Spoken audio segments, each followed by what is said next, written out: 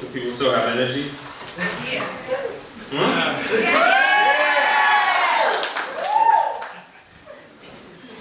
The 1959 Cuban Revolution marked the single most important event in Cuban history. Washington watched in disbelief as the first Latin American socialist revolution unfolded 90 miles off the US coast. A relatively small number of revolutionary fighters, led by Fidel Castro, overthrew the hated US-installed dictator of Fulgencio Batista. Cuba at the time was overwhelmingly the property of the US. It was typical of every Latin American and Caribbean country. Poor, degraded socially by corrupt, bankrupt ruling class that played a servile role to US interests. For them, life was good. There were more mansions in Cuba than anywhere else in Latin America. Homelessness, vast hunger, parasites in 90% of children in rural Cuba, almost the whole countryside with no electricity was the lot for the masses. What hope did the Cuban masses have for change? Well, there were always the lottery. The poor would line up for lottery tickets, similar to what goes on here, and where you would see larger and larger jackpots. What hope did 400,000 sugarcane cutters have when 4 months of the year they did backbreaking work cutting cane, but for 8 months they starved because there was no work? This used to be known as the dead season, or the dead months. There were always elections, modeled after the US elections in so many ways, with a multitude of political parties and one president after another chosen every 4 years, just like here. But we who live in the richest capitalist country in the world know neither elections nor lotteries make life better. What hope was there?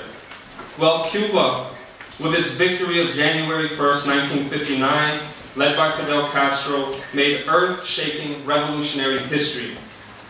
Not only did the Cubans overthrow the dictatorship, they transformed society. By eliminating private property and placing all the wealth of society literally in the hands of those who produced it. After the triumph of Cuba's revolution in 1959, private property was eliminated and a planned economy was put in place. A planned economy guarantees the needs of the people are the motor force for production as opposed to profit, which is the reason for production under capitalism. The first act of the new socialist revolution was to implement agrarian reform, which redistributed land so production could feed everyone. Millions of people were taught how to read and write in the world's most ambitious and organized literacy campaign. Illiteracy on the island of Cuba had been completely, or has been completely wiped out.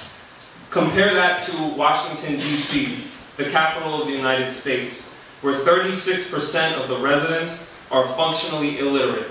That is, more than 1/3 have some ability to read and write, but not enough to function in daily life. The implementation of a planned economy in Cuba meant that millions of unemployed and poor people were given the right to a job, to housing, to health care, to a legal guaranteed dietary intake, and to all the basic things that are needed to live.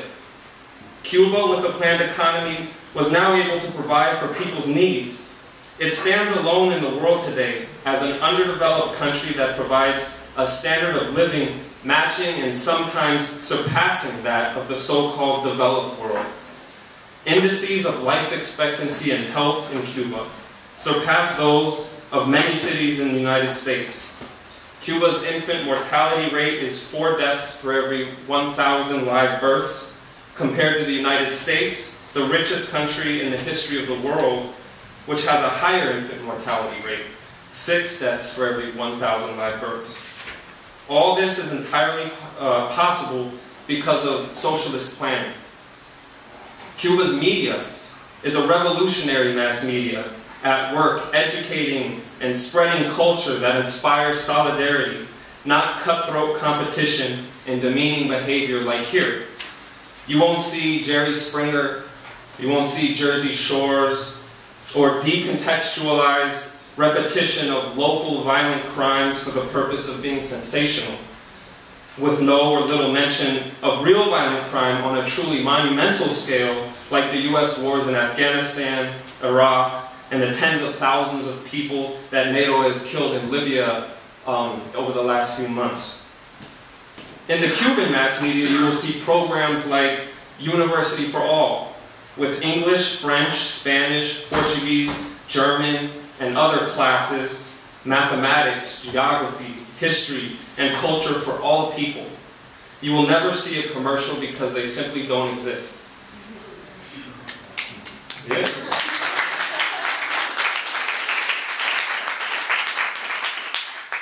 When Hurricane Irene threatened New York City earlier this year, a few months ago, no evacuation plan was prepared for the nearly 12,000 people housed in Rikers Island prison, which included children, people with mental illnesses, and others simply awaiting their trial. They were locked in their cells and abandoned as the hurricane approached. In Cuba, which is slammed by hurricanes annually, there is an island-wide hurricane evacuation plan. The whole population participates. Rarely are there any deaths, and when people are evacuated, they are immediately returned and building begun. Compare that to Hurricane Katrina. And we know 6 years later that a full quarter of those who were displaced have not returned. Not only did Cuba provide for itself, Cuba was and has always been a source of internationalism and solidarity. There are 52,000 Cuban medical workers offering their services for free in 92 different countries. That means that Cuba, a poor island nation of 11 million, has more doctors working abroad than the United Nations World Health Organization, and more than the United States, Britain, France, Germany, Italy, Japan, Canada, and Russia combined. In the history of the world, there has never been anything like this. Cuba has fought alongside nations trying to liberate themselves from colonialism and imperialism, like Cuba's support for Angola, where 300,000 Cuban volunteers heroically pushed back and defeated the racist apartheid South African military. None of these accomplishments of the revolution would have been possible without a revolution. In order to transfer the ownership of wealth in Cuba from the small oligarchy, the 1%, to the masses of the people, the 99%, something that's being talked about now all the time, a revolution was needed. And we have to remember that all of this has been accomplished while Cuba has been under siege, under blockade, economic sabotage and terrorist attack from the United States government. Every economic trade agreement Cuba makes with another company or country is subjected to tremendous pressure to try to overturn it. Every Cuban athlete, scientist, artist who achieved so much through Cuba's revolution and its free education is offered standing bribes to defect, to come to America. Every Cuban is guaranteed special immigration privileges by the US government for arriving illegally to this country through the Cuban Adjustment Act. One huge aspect of the policy and strategy of the US empire is to use scarcity and underdevelopment as a weapon to strangle the revolution. That is the essence of the US blockade. According to Cuba's calculations, its economic losses for more than 50 years of US government blockade are around $975 billion. A few days ago, the UN General Assembly voted, as it does every year, on whether the US blockade should be lifted. 186 countries voted in favor of lifting the blockade, with only the US and its client apartheid friend Israel voting against it. Cuba's Foreign Minister Bruno Rodriguez said during the debate, quote, "The objective of the blockade has been, according to the US memorandum, government memorandum of April 6, 1960, quote, to provoke disillusionment and discouragement through economic disaffection and misery, to weaken the economic life of Cuba, denying it money and supplies, with the aim of reducing the salaries, provoking hunger, desperation, and ultimately for the overthrow of the government," end quote. But 50 years of blockade have not weakened the Cuban people. Imperialism has 1,000 daggers aimed at Cuba, and yet it continues to survive. One example of Cuba's resistance is the Cuban five Cuban revolutionaries whom the U.S. has imprisoned because they were defending Cuba from terrorism organized from the shores of Miami. We have worked for 10 years for their freedom and will continue to fight until they are free.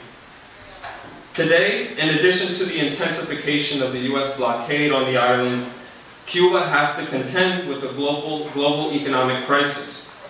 Even though Cuba is socialist, it exists in a world dominated by the capitalist market. Because they have no alternative other than to buy and sell commodities in the global capitalist market, they are not immune from capitalist crises, such as the one that began in 2007 and 2008. Cuba imports 80% of its food. They have been greatly affected by the great increase in the price of food and other commodities it buys on the world market, such as rice, milk, and meat. The cost of shipping has skyrocketed. So Cuba's budget is strained. In addition, the price of commodities that Cuba sells has plummeted. The price of nickel, which accounted for 50% of Cuba's foreign earnings, has fallen sharply, causing a significant reduction in its income. Cuba is suffering right now from a problem of extreme scarcity, which is not the result of socialist production, but scarcity caused by the world capitalist crisis, amplified to the extreme by the imperialist blockade. Faced with a crisis of scarcity, Cuba announced last year that it was laying off 500,000 state-employed workers. To understand what that means, we have to take off our U.S. glasses, the eyes that we kind of have been trained to think and see the world in. In the U.S., being laid off means you lose your income, your benefits, your house, your health care, your kids may not go to college. In Cuba, while they are finding other ways for people to make a living, being laid off means something completely different in reality. Not a single person who was laid off will lose their health care, or the right to their home, or their right to Social Security, or the right to guaranteed food, or the right to the highest level of education. In Cuba, the workers aren't being robbed to save the rich and the banks, which is the case here. Everyone is enduring the effects of the crisis together. The entire population has clarity and input on what economic reforms are implemented. The Cuban people were widely consulted about the economic and political measures. 8,913,838 Cubans out of a population of 11.5 million participated in work and neighborhood meetings to discuss all of these things. More than 3 million Cubans commented during those meetings. Compare this again to the quote-unquote democracy in the United States. Who was consulted about the bank bailouts, except the CEOs of those banks? The role that socialist Cuba plays in the world today is indispensable, and it's example for millions of workers, and it is an example for millions of workers around the world. Everyone here today needs to leave here ready to do two things. Fight the anti-Cuba propaganda machine by telling anyone who will listen the truth about Cuba and its revolution. And secondly, to fight like hell right here to carry out a socialist revolution that will free Cuba and all of humanity from exploitation and enslavement. Long live Cuba.